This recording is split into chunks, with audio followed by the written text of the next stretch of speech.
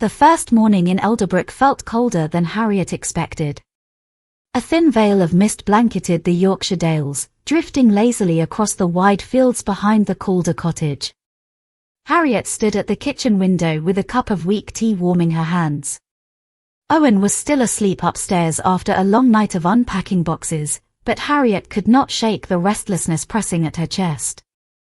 Something about this place stirred a feeling she could not name. The fields stretched endlessly, golden and still, except for the crows circling above the Wetherby land. Harriet took a slow sip of tea and blinked. There, in the middle of the field, stood a figure. A woman. Old, thin, her grey dress fluttering lightly as though touched by a breeze Harriet could not feel. She stood completely motionless. Harriet squinted. It must be one of the Wetherby family. The locals had mentioned they seldom came out these days, but Harriet felt it courteous to wave. She lifted her hand, but the woman did not respond. She only stared. Not at the house. Not at the sky. Directly at Harriet. A sudden cold traveled down Harriet's spine. Without realizing it, she set her tea down and moved closer to the window. The woman's face was pale, though Harriet could not make out her features through the morning haze. Still, the stranger's posture unsettled her. Then, just as Harriet opened her mouth to call out, the figure slowly raised her arm and pointed towards the Calder cottage. Harriet froze. A floorboard creaked behind her. Owen's sleepy voice filled the silence. "What are you doing up so early?" Harriet did not turn away from the window. "There is a woman in the field," she whispered. Owen stepped beside her. He glanced out, rubbing his eyes. "There is no one there, love." Harriet blinked hard. The field was empty. Only grass. Mist. Nothing else. "But she was there," Harriet insisted, her voice trembling slightly. "She was looking at me." Owen rested a gentle hand against the small of her back. "First night in a new place. You are overtired." "It happens." Harriet wanted to believe him. She nodded, though unease lingered like a shadow at the edge of her mind. Something about the woman's stare felt too vivid, too precise, to be a trick of light. Harriet forced herself to step away from the window. Yet as she reached for her tea, she noticed something on the table. A small smear of soil, dark and fresh, as if someone had touched the wood with dirty fingers. Her breath caught. They had cleaned the entire kitchen last night. Every surface. Every corner. Owen saw her staring. "Probably from the boots when we brought in the boxes." Harriet nodded again, though doubt twisted quietly inside her. Later that morning, as Owen drove into the village to collect more supplies, Harriet walked to the edge of the field. The grass bowed gently under her shoes, and the wind carried the faint scent of damp earth. She searched for footprints, or any sign that someone had been standing where she had seen the woman. But the ground was smooth, untouched. She crouched down, brushing her fingers across the soil. It felt cold. Undisturbed. Yet as she stood, a whisper drifted across the field. A soft, wavering voice. "Harriet." She spun around. No one. Just the endless field stretching out before her. A chill crept into her bones. She clutched her coat tighter around her and hurried back towards the cottage, feeling as though she was being quietly watched from somewhere she could not see. And behind her, in the far distance, the crows rose suddenly from the Wetherby field, shrieking into the morning sky. Harriet spent most of the day trying to convince herself the morning vision had been nothing more than exhaustion. New surroundings often stirred old anxieties, and the accident had left her with strange gaps in her memory. Owen's reassurance helped a little, yet the image of the woman in the field lingered like a faint stain at the edge of her thoughts. By late afternoon, the sky over Elderbrook dimmed to a pale grey.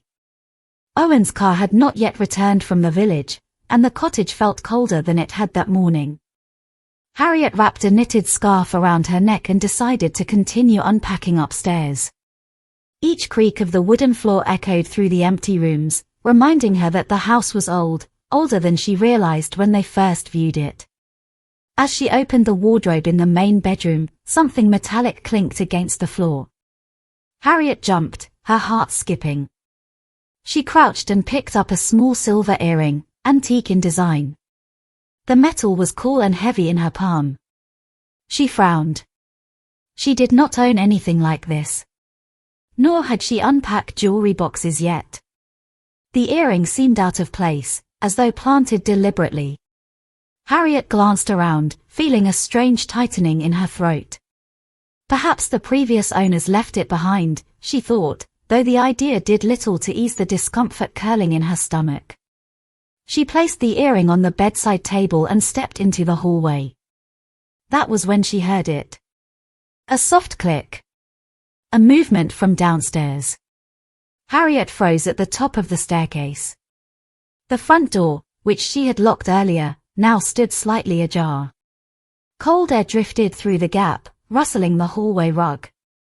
Her breath trembled. She called out gently. "Owen? Are you back?" Silence. The cottage seemed to hold its breath with her. Harriet slowly descended the stairs, each step louder than the last. When she reached the bottom, she pushed the front door closed and slid the bolt, her fingers shaking. A small trail of damp footprints dotted the wooden floor. Harriet stared at them, a growing dread pressing against her ribs. They were faint, as though left by bare feet. Too small to belong to Owen. Too narrow. Too light. She followed them cautiously down the hallway. The footprints ended near the back door, where a smear of wet soil marked the lower panel of wood. Harriet swallowed hard. Her instinct told her she should leave it until Owen returned. But something forced her hand forward, urging her to touch the cold smear. When she did, a strange image rushed through her mind. A field in the dark. A girl running. Someone calling her name in a voice Harriet could not place. And then, a door slamming shut. She gasped and pulled her hand back, stumbling slightly. The cottage swam for a moment, the walls blurring. A headache throbbed behind her temples, fierce and sudden. Harriet leaned against the wall, breathing slowly until the dizziness passed. That was when she noticed a shadow through the frosted glass of the back door. A still shape. Someone standing just beyond it. She took one step back. The shadow did not move. Harriet's pulse hammered wildly. With trembling fingers, she reached out and lifted the curtain covering the glass. The moment the fabric lifted, the shadow vanished. Nothing stood outside except the field and the early evening wind. Her legs felt weak as she lowered the curtain again. Why did the shadow look the same size as the woman she had seen in the morning? The door behind her suddenly rattled. Harriet spun. It was the door to the living room. The handle juddered as though something on the other side was pushing it. She whispered shakily. "Owen, is that you?" The rattling stopped immediately. Harriet hesitated, then reached out and turned the handle. The living room was empty. The air inside felt colder than the rest of the house, as if someone had only just left the room. A faint scent of soil hung in the air. Harriet backed away slowly, her heart beating painfully. As she stepped into the hallway, her foot brushed something on the floor. She looked down. The antique silver earring lay there at her feet. She had left it upstairs. Harriet's breath caught in her throat. Someone had moved it. Someone had been in the house. The sun slipped behind the hills, and the cottage darkened. Just as Harriet reached for the light switch, her phone buzzed in her pocket. A message from Owen. Running late. Be home after dark. Everything all right? Harriet stared at the screen, her hands trembling. She typed back a reply. Yes. All fine. But the moment she sent it, a whisper seemed to drift behind her. Not fine at all, Harriet. She turned sharply, but the hallway was empty. Night settled heavily over Elderbrook, casting long shadows across the cottage walls. Harriet lit a single lamp in the living room, its warm glow doing little to chase away the unease threading through her chest. She wrapped a blanket around her shoulders, trying to steady her hands. The silver earring lay on the coffee table where she had placed it again, but she could not stop glancing at it, half expecting it to move on its own. A soft hum filled the house. The old radiators, she told herself. The plumbing. Anything ordinary. But the sound grew steadier, almost like breathing. Harriet held her breath, listening. The hum shifted, rising softly, becoming a whisper. A woman's whisper. Harriet. The blanket slipped from her fingers. The whisper traveled through the walls, thin and wavering, as though someone were pressing their mouth against the plaster. Harriet stepped back until her legs touched the edge of the sofa. Her heart thudded painfully against her ribs. She whispered quietly. "Who is there?" The wall answered. "Come back." Harriet clapped a hand over her mouth to stop a cry. She forced herself to look around the room, searching for a logical explanation, but the air felt charged, humming with something unseen. Her breath fogged slightly in the coldness that seeped from the corners. A sudden knock echoed through the cottage. Sharp. Clear. From upstairs. Harriet stiffened. Another knock. Then another. 3 slow raps across the ceiling, as though someone were walking room to room above her. No one should be upstairs. No one. Harriet shakily grabbed the nearest object, an empty vase, and held it close like a shield. Her feet felt heavy, but she forced herself towards the staircase. The house groaned with every step she took, as if protesting her movement. Halfway up, she paused. A faint melody drifted from the main bedroom. Soft notes, unsure at first, then steady. A lullaby. The same one Harriet used to hum unconsciously before the accident, though she did not remember where she first learned it. She tightened her grip on the vase. "Owen?" she called, though she knew the answer. No reply. Only the lullaby, growing louder. When Harriet reached the top of the stairs, the bedroom door creaked open by itself. The melody stopped abruptly. The silence that followed felt heavier than the sound. Harriet stepped into the room. Cold air hit her face. The window was open, curtains swaying gently. She hurried over to close it, locking the latch firmly. The forest beyond the hills looked darker than night itself, and she had the strange impression something had been standing outside the window only moments before.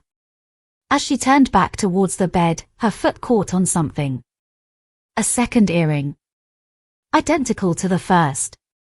Harriet crouched, her hands trembling as she picked it up.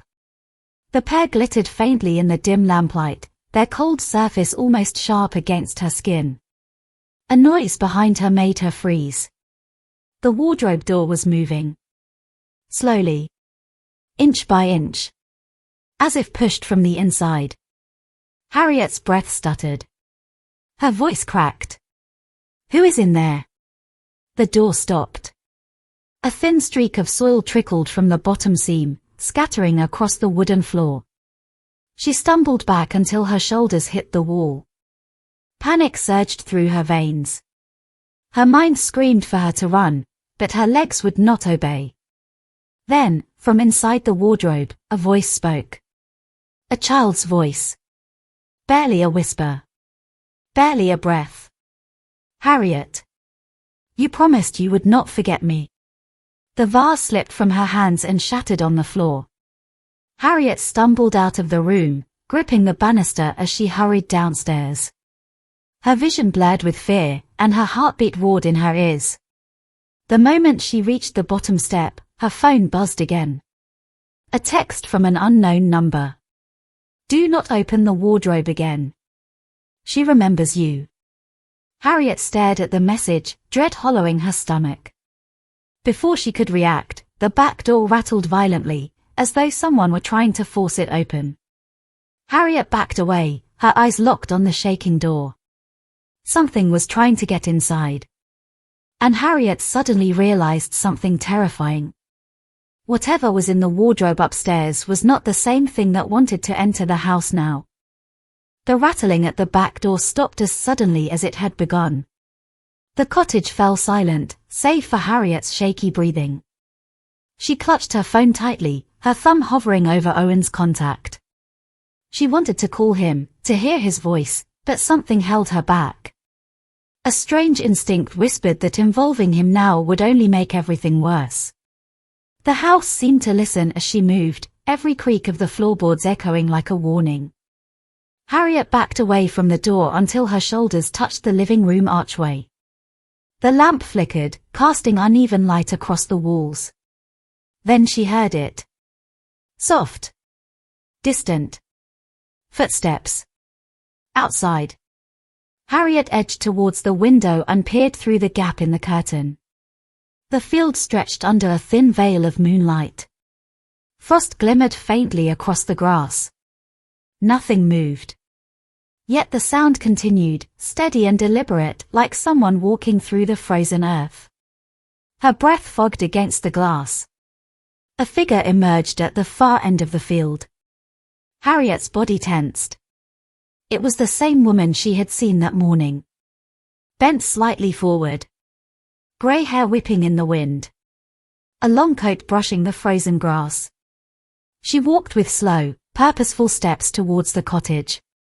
Harriet stumbled back from the window. Cold washed through her limbs, heavy and paralyzing. She forced herself to look again. The woman stopped exactly at the place where Harriet had first seen her. The moonlight revealed more this time. Dirt streaked across the woman's face. Her eyes were sunken, unfocused, yet fixed in Harriet's direction. Her lips moved. She was speaking. Harriet could not hear the words, but the movement was unmistakable. A name. A message. A warning. Then the woman lifted her arm and pointed directly at the back door. Harriet choked on a gasp. Her legs moved before she could think, carrying her away from the window.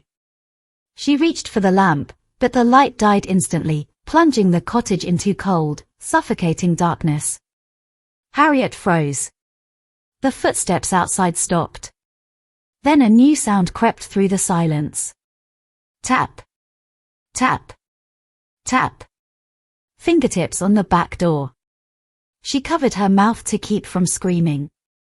The tapping grew slower, more deliberate, tracing the wooden frame as though mapping it. Searching for weakness. Something brushed against the letterbox flap. A light metal clink followed, as though someone was slipping an object inside. Harriet waited until the tapping ceased, then forced herself to edge towards the hallway. Her feet felt numb on the cold floor as she crouched and lifted the letterbox flap with trembling fingers. An envelope lay on the mat, speckled with mud. Her name was written on the front in looping handwriting. Harriet knelt slowly, staring at it. Her fingers twitched toward the paper, but she hesitated. A faint smell of soil clung to it, the same scent that filled the living room earlier. She slid her thumb under the seal and opened it. Inside was a single photograph. Old. Faded around the edges. Harriet's heart lurched painfully. It was her. Standing in the very same field outside the cottage. Younger. Maybe 13 or 14. Her hair shorter, her clothes muddied. And beside her, holding her hand, was a girl Harriet did not recognize. A girl with dark curls and a small scar across her cheek. The same size as the childlike voice in the wardrobe. Harriet's breath shuddered. On the back of the photograph were 5 words written in hurried pen strokes. You left her in the field. Harriet staggered to her feet and backed away from the letterbox, from the envelope, from the truth. A sharp creak echoed above her. The wardrobe. It was opening again. Slow. Groaning. a tiny footstep thudded onto the bedroom floor. Harriet pressed her back against the wall. Upstairs, the child's voice drifted down the staircase. "You promised you would come back." The inn's common room carried the scent of damp logs and old pine. Outside, wind scraped against the shutters like restless fingers, but inside, the fire glowed warm and steady. Lydia sat close to it, rubbing her hands together while her breath steadied after the walk through the marsh. Across from her, the girl she had found on the moor sat perfectly still, as though carved from pale stone. Her name, she claimed, was Isabel. Isabel's eyes reflected the flames yet never blinked. Lydia felt a prickle of unease. Something about the girl's calmness was wrong. At 12 or 13, children often fidgeted or trembled after being rescued from the cold. But Isabel sat with unnerving poise, her back straight, her expression unreadable. Mrs. Harland appeared from the kitchen with a tray. She set a bowl of broth before Isabel, who lifted the spoon with mechanical precision. Not a drip fell. Lydia watched every movement, unable to stop herself. The innkeeper's voice was a whisper. "Where did you find her, dear?" "On the north stretch of the marsh." She was standing quite still, as though waiting for someone. Mrs. Harland frowned. "There is no path there. No one goes that way, not since the accident." Lydia's grip tightened on her gloves. There was that word again. Accident. Every villager used it, yet no one explained it. When Mrs. Harland retreated, Lydia leaned slightly closer to the girl. "Isabel, do you remember how you came to the marsh?" The spoon paused mid-air. "I have always been there." The answer was delivered softly, calmly, yet it chilled Lydia more than the night wind. Always. What did that even mean? Before Lydia could press further, a shape appeared in the doorway. A man, tall, wrapped in a black overcoat dusted with frost. His gaze fixed instantly on Isabel, and something in his expression hardened. "There you are," he said quietly. Isabel froze. The man addressed Lydia without taking his eyes off the girl. "Thank you for finding her. She strays. She wanders. She forgets herself." His voice was polite, but beneath the politeness lay iron. Lydia's instinct sharpened. "I am sorry, but who are you?" The man's smile did not reach his eyes. "Her guardian. She was in my care before she disappeared this afternoon." She must have felt curious and walked too far. Lydia tried to read Isabel's expression, but the girl stared at the fire, unmoving, like a captive who dared not speak. Mrs. Harland hovered nearby, clutching a cloth, hesitant. Her glance flicked to Lydia, then to Isabel, then quickly away. Lydia stood. "I think the doctor should see her first." She was wandering alone in the cold. It might be dangerous to move her. The man's jaw tensed for the briefest moment. "That won't be necessary." Isabel rose from her chair. "I will go." Her voice was soft but final. Lydia stepped forward. "Isabel, wait. Are you sure you?" The girl turned her head slightly, her eyes meeting Lydia's with eerie calm. "He knows where to take me." And with that, she left the room beside the man in the black coat. The door shut behind them, and the inn fell silent except for the crackle of the fire. Mrs. Harland exhaled shakily. "Lydia, that was Mr. Fenwick. No children live under his care. He lives alone in the old keeper's cottage on the edge of the scar." Lydia stared at the closed door. Then who, exactly, did she just give Isabel to? Outside, the wind rose into a long, mournful howl that rattled the windows, as though something unseen was calling from the marsh. Harriet could not sleep. Every creak of the old Calder cottage seemed amplified in the darkness. She lay in bed, staring at the ceiling, listening to the wind rattle the window panes and imagining shadows moving across the frozen fields beyond. Her mind kept returning to the photograph, the tiny hand in hers, and the whispering voice of the child in the wardrobe. She rose quietly, pulling on her coat over her nightdress. Every step across the cold floorboards reminded her of the footprints, the soil, and the earring. She could not ignore what had happened. Something had followed her home, something that remembered her. Outside, the moor stretched into darkness, silvered by the faint glow of the moon. Harriet moved carefully, the wind biting at her cheeks. She followed the edge of the fields toward the place she had first seen the shadow of the woman. Frost crunched beneath her boots. Halfway across the moor, she saw a figure crouched near a small copse of trees.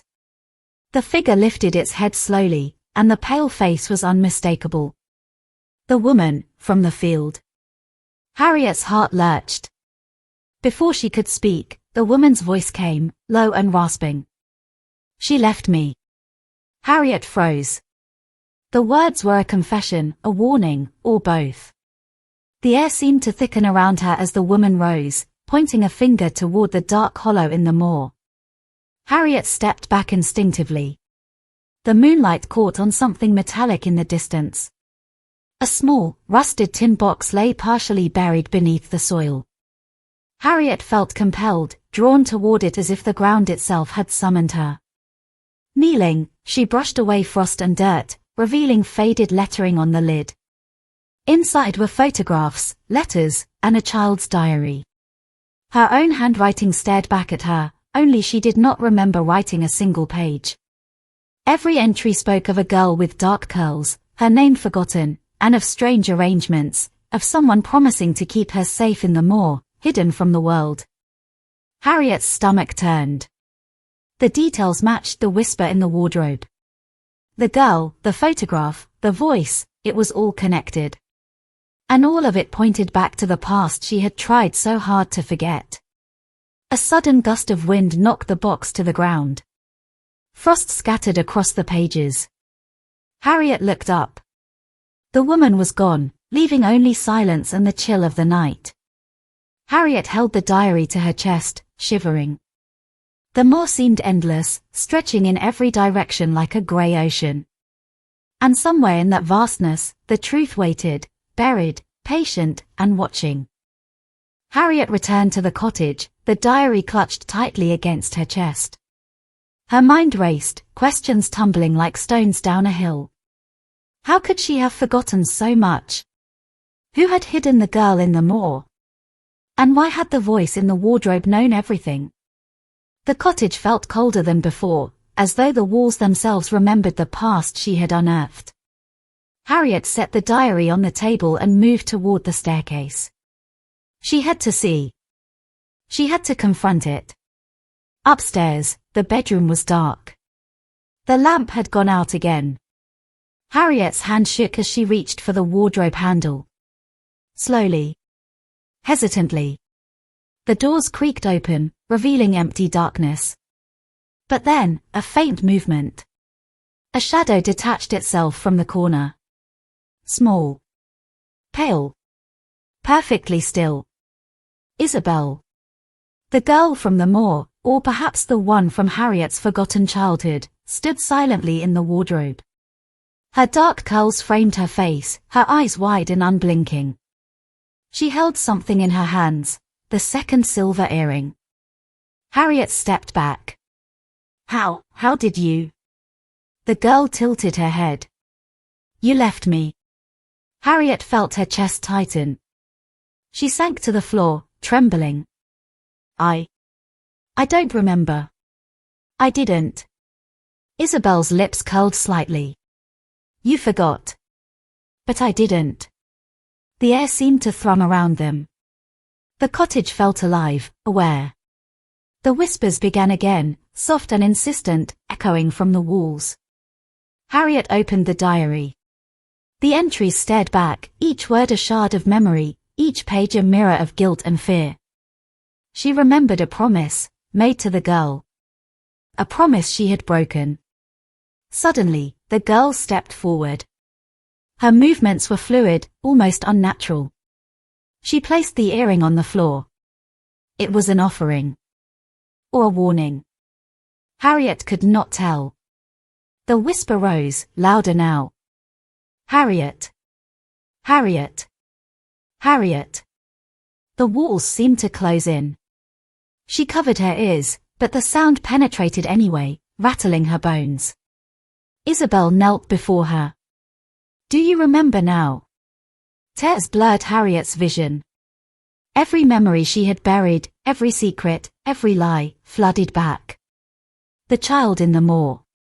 The letters. The photograph. And the truth of what had been left in the cold, waiting. Harriet fell forward, clutching the diary to her chest, her breath shallow.